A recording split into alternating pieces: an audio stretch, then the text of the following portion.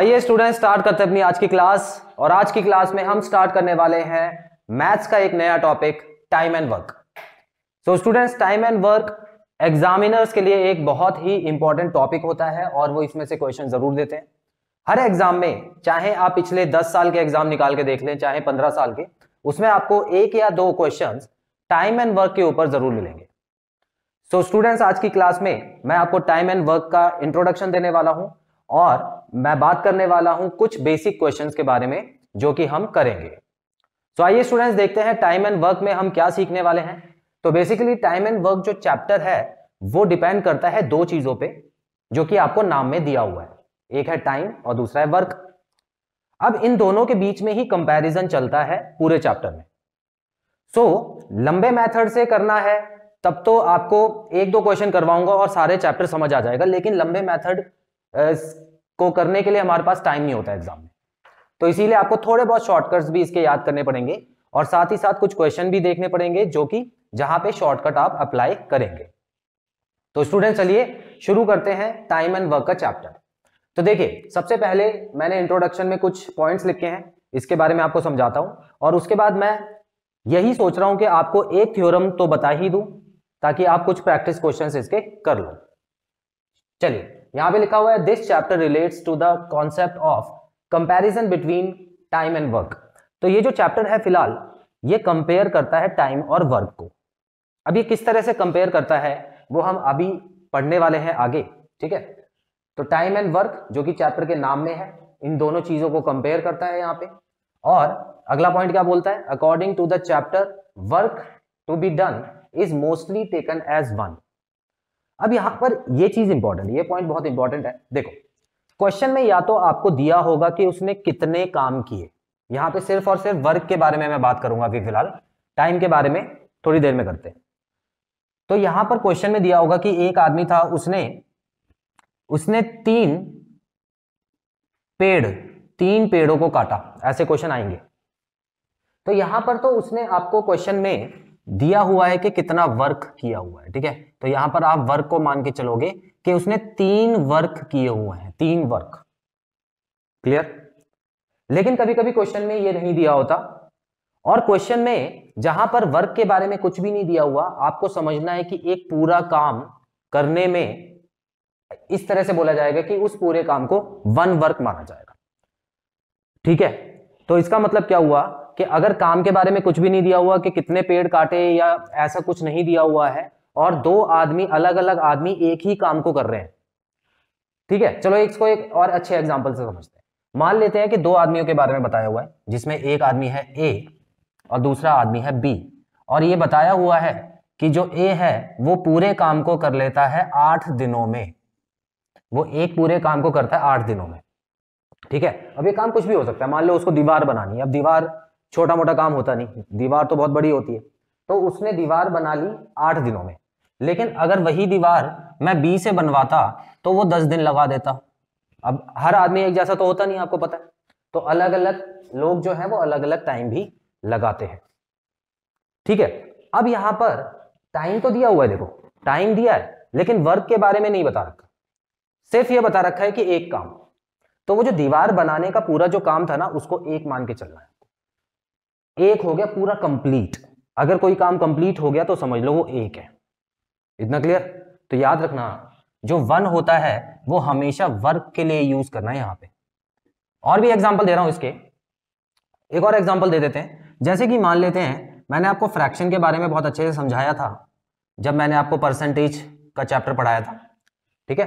तो फ्रैक्शन के बारे में हमने बात की थी कि ये जो पिज्जा है, अगर मान लो इसके मैं 3 टुकड़े कर देता हूं, इसके मैं 3 टुकड़े कर देता हूं, ठीक है।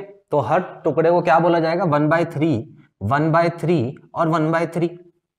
अब इतनी डिटेल में मैं नहीं जाऊंगा कि आपको ये 3 नीचे क्यों लिखना है और 1 ऊपर क्यों लिखना है, उसके लिए आप परसेंटेज की वीडियो अच्छे से देख सकते हैं। तो यहां पर हर टुकड़े को 1/3 बोला जाएगा, क्यों? क्योंकि ये पूरा जो है ना ये 1 है, इसको मैंने 1 माना है तभी हर टुकड़े को 1/3 लिखा है।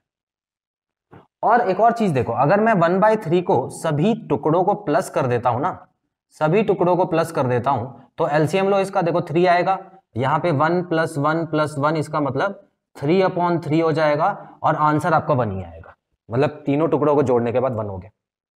तो उसी तरह यहां पर भी आपको जो वर्क लेना है ना, वर्क के बारे में बात कर रहा हूं, तो आपको वहां पर 1 ही लेना है। मतलब पूरा काम अगर किसी ने खत्म किया है तो समझ लो एक काम कर दिया उसने। क्लियर? क्वेश्चन करेंगे तो और अच्छे से आपको समझ आएगा। अगले पॉइंट की तरफ चलते हैं। अगले पॉइंट में लिखा है number of persons is inversely proportional to the time taken to do the work. ये बहुत इंपॉर्टेंट पॉइंट है।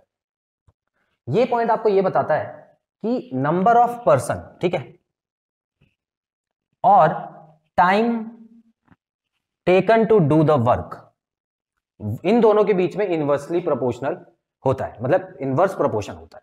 अब इसका मतलब क्या है? देखो, अगर नॉर्मल आप किसी बच्चे को बुलाते हो, आ जा इधर आ, मैं तेरे से कुछ पूछता हूं, तो आपने बच्चे से पूछा, देखो दो आदमी एक दीवार को बना लेते हैं 3 दिन में। 2 आदमी एक दीवार को बना लेते हैं 3 दिन में, ठीक है, तो 4 आदमी उस दीवार को कितने दिन में बनाएंगे? ठीक है, तो वो क्या बोलेगा? 6 दिन में बोलेगा, क्योंकि देखो आदमी डबल किए तो दीवार का टाइम भी डबल होना चाहिए, है ना। दोबारा पूछता हूं, अगर आपको समझ नहीं आया एक बार और पूछ लेता हूं। मैंने आपसे पूछा था कि 2 आदमी एक दीवार को बनाते हैं 3 दिन में, तो 4 आदमी कितने दिन में दीवार को बनाएंगे? 6 दिन में, है ना, जो कि नेहा बोल ही रही है 6 दिन में, है ना। अब एक बात बताओ, कभी सोचा है कि 2 आदमी जब इतने दिन में बना लेंगे तो भाई 4 आदमी तो कम टाइम लेंगे ना। तो ये चीज मैं आपको बताना चाह रहा हूं, ठीक है। 4 आदमी जो होंगे वो आधा समय लेंगे, आधा समय मतलब 1.5 दिन में ही वो दीवार तैयार कर देंगे, क्योंकि आदमी डबल कर रहे हो तो इसको आधा करो। इसको बोलते हैं इनवर्स रिलेशनशिप। इनवर्स रिलेशनशिप 2 चीजों में तब होती है जब कोई एक चीज बढ़ाने से दूसरी चीज कम हो जाए। क्लियर? ठीक है, तो याद रखना, अगर आदमी कम कर देते, अगर मैं आपसे पूछता कि एक आदमी कितने दिन में करेगा, तो आप बोलते 6 दिन में, बिल्कुल सही होता फिर, क्योंकि जब 2 आदमी 3 दिन में कर रहे हैं तो वैसा ही अगर एक आदमी काम करेगा तो 6 दिन लगाएगा, डबल हो जाएगा। तो यही पॉइंट यहां पे लिखा हुआ है। क्लियर? तो मैंने यहां पे 2 चीजों के बीच में कंपैरिजन किया है, एक तो टाइम में और एक नंबर ऑफ पर्सन में। तो यहां पर भी आप देख सकते हो नंबर ऑफ पर्सन और time taken to do the work, तो इनके बीच में हमेशा इनवर्स रिलेशनशिप होती है। कुछ चीजों के बीच में डायरेक्ट रिलेशनशिप भी होती है, ठीक है। डायरेक्ट रिलेशनशिप कब होती? अगर मान लो यहां ये बढ़ रहा है तो दूसरा भी बढ़ रहा होता, लेकिन इस सिचुएशन में कभी नहीं होगी डायरेक्ट। इस सिचुएशन में हमेशा इनवर्स ही रहेगी। डायरेक्ट पे जाना नहीं चाहता मैं, वीडियो लंबी हो जाएगी, आगे बढ़ते हैं। तो यहां जो 2 मैंने एग्जांपल लिखे हैं वो इसी से रिलेटेड है। यहां लिखा हुआ है देखो, more person means less time. अगर ज्यादा आदमी लगा दोगे काम करने में तो टाइम तो कम लगेगा ना, और उसी तरह कम लोग होंगे तो ज्यादा टाइम लगेगा। सिंपल, समझ आ गया?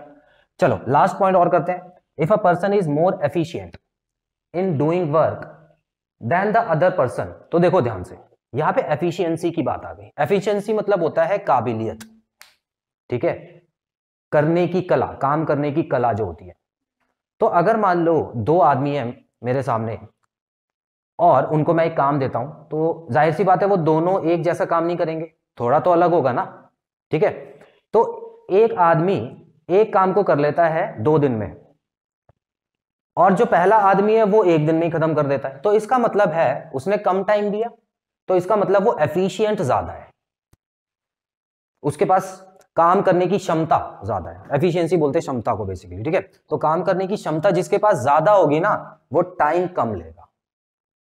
क्षमता ज्यादा, टाइम कम, क्षमता कम, टाइम ज्यादा, ठीक है। तो इसके बीच भी इनवर्स रिलेशनशिप भी चलता है। तो अगर आप यहां पे ध्यान से देखें तो if a person is more efficient, अगर ज्यादा एफिशिएंट है दूसरे आदमी से, than the other person, then the time taken by first person, जो पहला आदमी है वो जो टाइम लेगा would be less than the second person. Clear है?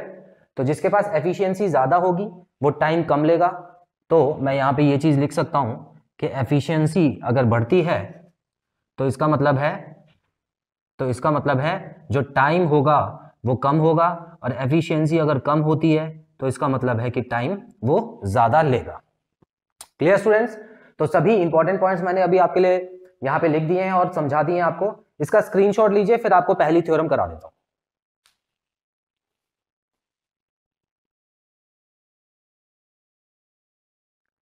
तो आइए स्टूडेंट्स, अब मैं आपको पहली थ्योरम के बारे में बताता हूं, और पहली थ्योरम में सबसे आसान क्वेश्चन जो होंगे वो आपके सामने आएंगे इस चैप्टर के, ठीक है। तो ये जो थ्योरम है ये क्या बताती है, देखते हैं। If M1 persons can do W1 works in D1 days, कहने का मतलब है यहां से लेके, देखो यहां से लेके यहां तक आप पहली लाइन समझना। तो बोलने वाला ये बताना चाहता है आपको कि कुछ लोग हैं जो कुछ काम कर रहे हैं और उस काम को करने में कुछ टाइम ले रहे हैं, ठीक है। तो अगर ये इन्हीं लोगों के बारे में पूरी लाइन है तो समझ जाना पहली लाइन में आपको जो भी दिया होगा उसको 1 1 और 1 मान के चलना है। क्वेश्चन की पहली लाइन में जो भी दिया होगा ना उसको 1 और 1 सब में 1 लिख देना। उसके बाद देखो एंड M2 पर्सन, मतलब अब देखो पहले जितने लोग थे उनसे लोग बदल गए हैं, तो M2 person can do W2 work, मतलब काम भी बदल गया है, इन D2 डेज। अब जाहिर सी बात है सेम काम तो कर नहीं पाएंगे, सेम समय में ये W2 और M2 आदमी जो है वो काम नहीं कर पाएंगे, है ना। तो इसीलिए जो डेज हैं वो भी बदल गए हैं। Then the formula for the relationship, तो यहां पे एक सिंपल सा फॉर्मूला निकल के आता है इन दोनों के बीच की रिलेशनशिप का, मतलब लाइन 1 और लाइन 2 के बीच में क्या संबंध है। तो जो संबंध है वो ये है कि आपको जितने भी 1 वाले हैं वो साथ में लिख देने, जितने भी 2 वाले हैं वो साथ में लिख देने, बस वर्क को छोड़ के। क्लियर? जो वर्क होगा ना बस वही, जो 2 वाला है वो इस डिपार्टमेंट में आ जाएगा और जो 1 वाला है वो इस डिपार्टमेंट में आ जाएगा। बाकी जितनी भी चीजें दी होंगी ना वो आपको अलग अलग रखनी है, 1 वाली एक तरफ, 2 वाली एक तरफ। सिंपल सी थ्योरम है, ठीक है। तो ये तो थी 3 चीजें। तो थ्योरम में मेन 3 चीजें होती हैं, मोस्ट जो क्वेश्चन बनेंगे मोस्टली वो इन 3 चीजों पे ही बनेंगे। लेकिन कभी कभी, अब देखो इन तीनों का मतलब आपको पता है, ये हो गया आदमी, ये हो गया काम, और ये हो गया दिन। तो अभी तक 3 चीजों के बारे में पढ़ लिया, दिन। लेकिन दिन में भी तो घंटे होते हैं। अब मैं बोलता हूं कि एक आदमी 2 दिन में काम कर लेता है, भाई वो 24 घंटे थोड़ी करेगा एक दिन में लगातार, वो हो सकता है 8 घंटे ही काम करे, तब जाके वो 2 दिन में खत्म कर रहा है ना। तो इसीलिए कभी कभी क्वेश्चन में जो आपको आवर्स दिए होते हैं या मिनट दिए होते हैं तो वो आ जाता है टाइम, उसकी जगह एक और चीज ऐड हो जाएगी T1 और T2, ठीक है। तो यहां पर आप देखो फॉर्मूले में बाकी सब 1 1 वाले ही हैं, यहां पर भी 1 1 वाले हैं, लेकिन यहां पे T1 और T2 और आ गया है, और W यहां पे अलग है। देखो W ये 2 वाला है और यहां पे 1 वाला है, तो W के साथ ही बस ये सीन है कि वो उल्टा चलेगा, बाकी जो है वो सीधे चलेंगे, ठीक है। अगर आप बुरा ना मानो तो मैं ये बोल सकता हूं कि जो वुमेन जो होती हैं वो हमेशा, देखो उनको कुछ करने से मना करो तो वो करती हैं, मानते नहीं मानते, ठीक है।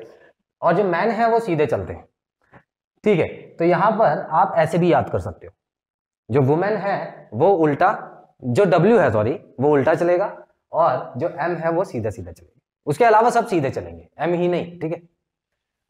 चलो एक और कर लेते हैं इसमें, अब इतना आपको समझ आ गया है तो एक और चीज ऐड कर देते हैं, एफिशिएंसी, जिसका मतलब मैंने अभी आपको बताया था क्षमता, काम करने की क्षमता जो होती है, ठीक है। तो उसमें भी आपको क्वेश्चन में जो दिया होगा तो E1 यहां डाल देना और E2 यहां पे डाल देना।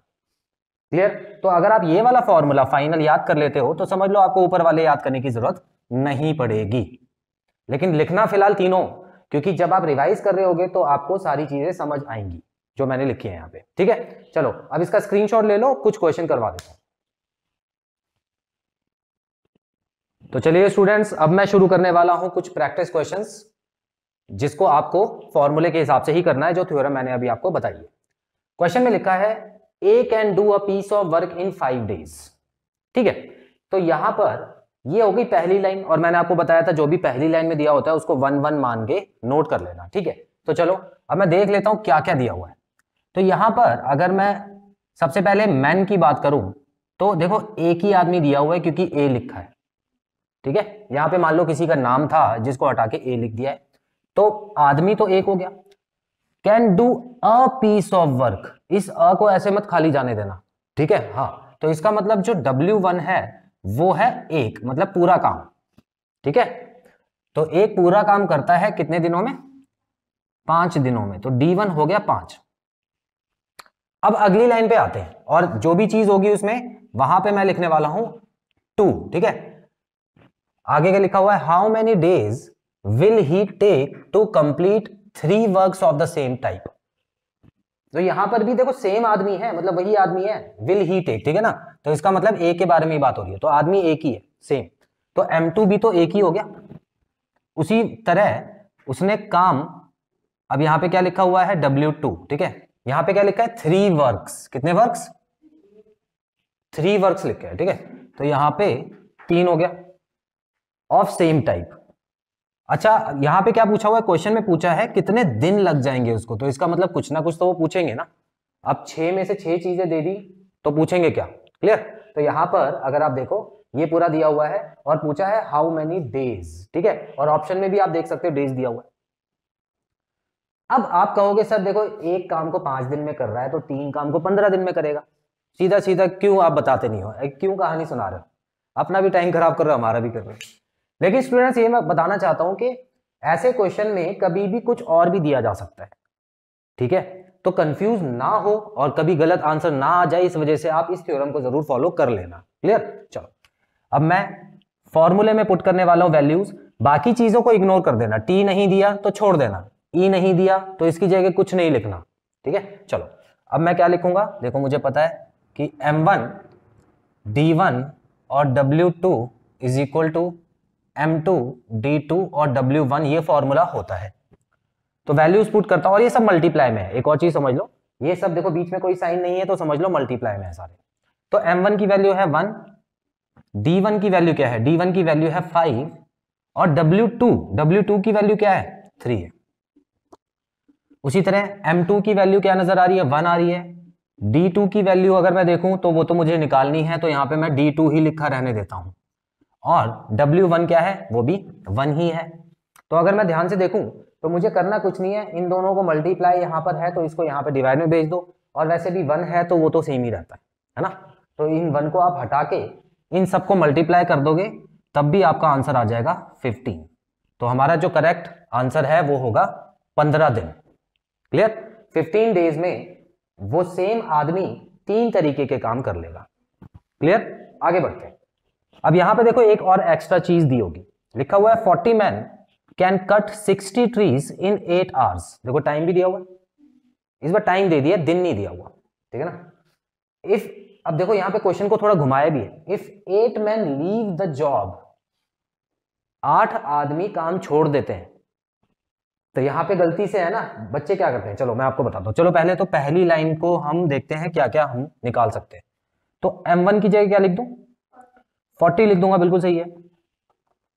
60 पेड़ है तो इसका मतलब ये वर्क है, ठीक है। तो W1 क्या हो गया? 60 हो गया, और ये हो गया T1, तो यहां पे आप T1 लिख देना। T1 हो गया 8 आवर्स। इतना clear? If 8 man leave the job, 8 आदमी जॉब छोड़ के जा रहे हैं, तो 8 मत लिख देना M2 में। कितना आएगा M2 में? 32, बिल्कुल सही है। M2 में क्या आएगा? 32। अब ये देखो यहां पे घुमा दिया आपको, और आप घूम जाओगे, आपको घूमने का शौक है। और यहां पे लिखा है हाउ मैनी ट्रीज, मतलब आपसे क्या पूछा है? W2 पूछा हुआ है। Will be cut in 12 hours, T2 दिया हुआ है 12 घंटे। क्लियर?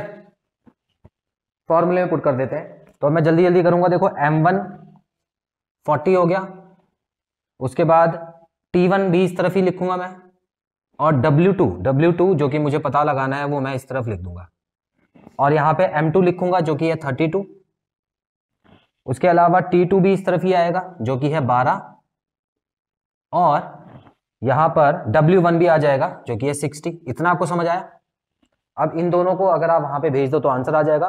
इसको नीचे भेजना, याद रखना, मैं बिना भेजे ही सॉल्व कर देता हूं। देखो 0 से 0 काट सकता हूं, ठीक है। 8 4 सा क्या होता है?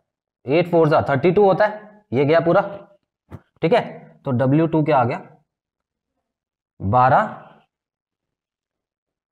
एक सेकंड कुछ गड़बड़ हुई है। अच्छा हाँ, यहाँ पे 6 भी बचा हुआ है। अच्छा सॉरी, ठीक है, 6 बचा हुआ है, तो 12 6 क्या हो गया? 72 ट्रीज हो गया। मतलब इतने लोग इतने समय में 72 ट्रीज काट सकते हैं। Clear students? तो मेरा जो ऑप्शन आया ऑप्शन नंबर सी बिल्कुल ठीक है। स्क्रीनशॉट लो, एक दो क्वेश्चन और कर लेते हैं। तो आइए स्टूडेंट्स कुछ और क्वेश्चन कर लेते हैं। तो यहां आप देख सकते हैं क्वेश्चन नंबर 3 में लिखा है 5 man can prepare 10 toys in 6 days working 6 hours a day. तो इसमें अगर आप देखो तो पहली लाइन में बहुत कुछ दे दिया गया है, ठीक है। तो पहली लाइन में क्या क्या दे दिया गया है, एक तो M1, देखो अब मैं M1 यहीं पे लिख रहा हूं, ठीक है। M1 ये हो गया, और 10 टॉयज इसका मतलब W1 ये हो गया। दिन कितने लग रहे हैं, 6 डेज लग रहे हैं, तो D1 ये हो गया। और यहां पर देखो यहां पे टाइम भी दिया हुआ है, तो इसका मतलब T1 हो गया। तो एक ही क्वेश्चन में आपको 4 चीजें दी हुई हैं। तो पहले लाइन से मैंने जो जो निकाला था वो ऊपर लिख दिया है। दूसरी लाइन पढ़ते हैं, देन हाउ मेनी डेज। तो इसका मतलब क्वेश्चन में D2 जो है वो पूछा गया है, ठीक है, D2 पूछा गया है। कैन 12 मैन, इसका मतलब ये हो गया M2। प्रिपेयर 16 टॉयज, ये हो गया W2। Working 8 hours a day, ये क्या हो गया, T2। इतना क्लियर? अब मैं सीधा फॉर्मूला लगा के उसका आंसर निकालूंगा, हालांकि आपको खुद करना है ये सॉल्व और फिर अपना आंसर चेक करना है, ठीक है। तो M1 में मैं 5 सबसे पहले लिख देता हूं, उसके बाद मुझे पता है W1 तो दूसरी तरफ जाएगा, D1 को मल्टीप्लाई कर देता हूं, 6 हो गया, और उसके बाद T1 को भी इसी तरफ मल्टीप्लाई कर देता हूं। और इसके साथ साथ क्योंकि मुझे पता है कि W2 जो है वो यहां पे आना चाहिए, तो यहां पर मैं 16 और मल्टीप्लाई कर देता हूं। आई होप ये चीज क्लियर है आपको। उसके बाद जो भी 2 वाली चीजें हैं मैं यहां पे लिख लेता हूं पहले। तो यहां पर आप देख सकते हैं D2 तो मुझे निकालना ही है, D2 मुझे निकालना है। M2 क्या है, M2 है 12, और W2 ऑलरेडी यहां पे लिख चुका हूं, T2 यहां पे आएगा 8, और W1 जो बचा है जो कि है 10 वो यहां पे आ गया, ठीक है। अब एक ही लाइन में इसको सॉल्व भी कर देते हैं। तो अगर हम देखें तो मुझे पता है कि 6 के टेबल में 12 आता है 2 बार में, और 8 2 जा 16 होता है, और ये पूरा का पूरा 16 चला गया यहाँ पे। अब मुझे ये भी पता है कि 5 के टेबल में 10 आता है 2 बार में, और 2 और 6 भी कट सकता है, और यहाँ पे आ जाएगा 3। तो आप देख सकते हैं कुछ और बचा नहीं है, सब कुछ कट चुका है। तो D2 आ गया है 3 डेज। तो मेरा जो आंसर आ गया 3 आंसर आ चुका है। क्लियर? बड़ा सिंपल क्वेश्चन है, देखो देखने में बड़ा लगेगा लेकिन फॉर्मूले से करोगे तो सॉल्व हो जाएगा। अच्छा एक और क्वेश्चन ले रहा हूं जिसमें आपको 2 चीजें नहीं दी होंगी, इस बार 2 चीजें नहीं दी है, तो आपको वो निकालनी होंगी, ठीक है। अब ये कैसे, देखो, a group of man do a work in 10 days. तो एक ग्रुप है लोगों का जो कि 10 दिनों में एक काम को खत्म कर सकता है, तो इस आ को आप इग्नोर नहीं करना। But 5 of them became absent, मतलब जिस दिन काम करना था वो 5 उनमें से एब्सेंट हो गए, ठीक है। कुछ लोगों ने डिसाइड किया था काम करेंगे और हम 10 दिन में काम पूरा कर देंगे, लेकिन जिस दिन काम करने की बारी आई 5 लोग हो गए गायब, तुम जैसे लोग होंगे। If rest of the man do the work in 12 days, तो बाकी लोगों ने काम शुरू कर दिया, रुके नहीं वो, उन्होंने काम शुरू किया, लेकिन जो काम खत्म हुआ 10 दिन की जगह 12 दिन में खत्म हुआ। क्वेश्चन में क्या पूछा है, then find the original number of man. तो प्लान जो बैठ के बनाया था, ठीक है, वो कितने लोगों ने बनाया था, ये पूछा है क्वेश्चन, ठीक है। चलो तो मान लेता हूं कि यहां पे जो M1 है ना, M1 की जगह मैं M1 ही लिख देता हूं, चलो, क्योंकि ये तो पूछा ही है क्वेश्चन में। उसके अलावा W1 की जगह क्या लिख सकता हूं, W1 की जगह मैं लिखूंगा 1, क्योंकि एक काम करना है, और यहां पर ये क्या दिया हुआ है, डे दिया हुआ है, तो D1 की जगह मैं लिख सकता हूं 10। तो ये पहली लाइन से इंफॉर्मेशन मिल गई। अब ध्यान से देखना, 5 ऑफ देम बिकेम एब्सेंट, तो M2 क्या लिख सकता हूं, जिन लोगों ने प्लान बनाया था उसमें से 5 लोग नहीं आए, ये हो गया M2। क्लियर? काम तो पूरा पूरा हुआ है, और दिन कितने लगे हैं, 12 दिन लगे हैं। तो निकालना है आपको, M1 की वैल्यू निकालनी है क्वेश्चन में, क्योंकि ओरिजिनल नंबर ऑफ मैन कितने हैं, M1, जिन्होंने प्लान बनाया था। फॉर्मूले में पुट करोगे आपका आंसर आ जाएगा, क्यों, क्योंकि देखो फॉर्मूले में जब पुट करोगे तो M1 और M1 ही तो नजर आएगा, M2 की जगह भी तो आप यही लिखोगे, तो पूरा M1 नजर आएगा। जब आप सॉल्व करोगे तो आंसर आएगा, करके दिखा देता हूं, कंफ्यूज ना हो ताकि। तो सबसे पहले मैं यहां पर M1 लिख रहा हूं, उसके बाद यहां पर D1 लिख रहा हूं, ठीक है, और W2, सॉरी यहां पर 2 लिखना मैं भूल गया, W1 ही लिख दिया गलती से। तो यहां पर W2 जो है वो 1 है, जो कि मैं यहां पे मल्टीप्लाई कर देता हूं। उसके बाद M2, वहां पे M2 आना चाहिए, जिसकी जगह मैं M1 माइनस 5, इसको ब्रैकेट में रखना इस तरह से, और उसके बाद आता है D2 जो कि हो गया 12, और W1 भी एक ही है, तो यहां पर 1 लिख दिया। इतना क्लियर? सॉल्व कैसे करेंगे? देखो, ब्रैकेट में रखने का एक मकसद है कि जो ये जो ब्रैकेट वाली चीज होती है, ये अगर मल्टीप्लाई करनी पड़ जाए तो इन दोनों से मल्टीप्लाई होगी, लेकिन वो मैं करूंगा नहीं, क्योंकि मैं 12 को यहां पे भेज देता हूं, ठीक है ना, 12 को मैं यहां पे भेज रहा हूं। तो जो आंसर आएगा देखो, M1 multiply by 10 is equal to M1 minus 5, यहां पे अपॉन 12 लिख दूं। तो इसका मतलब ये क्या हो गया, 5/6 हो गया, इसको मैं 5/6 लिख सकता हूं, ठीक है। थोड़ी जगह कम है मेरे पास, तो मैं थोड़ी यहां पे जगह बना लेता हूं। आप स्क्रीनशॉट ले लो पहले इसका, फिर मैं कुछ इसमें से चीजें मिटा के इसका आगे कर देता हूं, ठीक है। ठीक है, तो यहां पर मैं जगह बना लेता हूं थोड़ी। तो अगर हम देखें, यहां पर सब कुछ हो जाने के बाद बचा है 5/6 M1 is equal to M1 minus 5। Clear है? अब मुझे पता है कि M1 इसके साथ भी है और M1 यहां पर भी लिखा है, तो मैं क्या करता हूं, इसको यहां पे भेज के 5 को यहां भेज देता हूं, ठीक है, क्योंकि नंबर वाला अलग, ये M1 मतलब x, आप x समझ लो इसकी, तो x वाले नंबर एक साथ रखते हैं ना हमेशा, ठीक है। तो ये हो गया 5, और यहां पे M1 माइनस 5/6 M1। अब इसको सॉल्व करते हैं, तो ये एलसीएम लेने के बाद ये 6M1 हो जाएगा, माइनस 5M1/6 हो गया।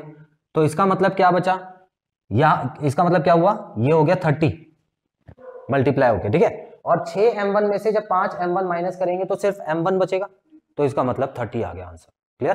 तो हमारा जो आंसर आ गया वो आ गया 30, M1 की वैल्यू आ गई 30। तो इसका मतलब कितने लोग स्टार्टिंग में प्लान बनाया था, जिन्होंने 30 लोगों ने एक प्लान बनाया था, वो 10 दिनों में काम खत्म कर देते, लेकिन क्योंकि 5 लोग उनमें से नहीं आए तो खत्म हुआ 12 दिनों में। Clear students? तो स्टूडेंट्स यहां पे हम खत्म करते हैं अपनी आज की work and time and work की पहली क्लास, जिसमें मैंने आपको इंट्रोडक्शन दे दिया है और साथ में पहली थ्योरम भी करा दी है। तो आने वाली क्लास में मैं आपको थ्योरम नंबर 2 कराऊंगा और उस पर बेस्ड क्वेश्चंस करेंगे।